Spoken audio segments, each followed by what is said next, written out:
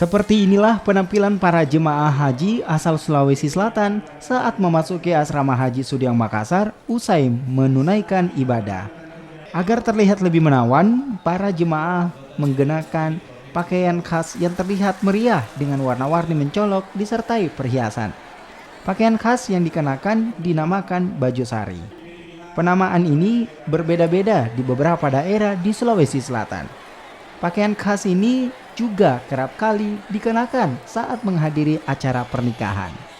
Selain pakaian, jemaah haji juga terlihat lebih mencolok dengan menutup kepala. Pakaian ini dikenakan bukan tanpa alasan.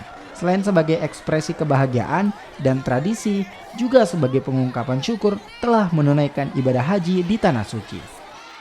Ini agak berbeda itu kenapa sih, Bu? Mungkin dari karena tradisi atau kebiasaan. Itu pakaian apa sih namanya, Bu? Tadi mungkin ada Bugis, cuma karena perlahan-lahan sudah ada perbaikan. Mungkin dari dulu orang tua kita agak tipis pakaiannya, kalau sekarang mungkin bermodel tapi agak tertutup. Ini jadi tradisi ya kalau pulang haji itu pakai seperti ini. Ini biasanya juga dipakai ke pengantin, Bu ya?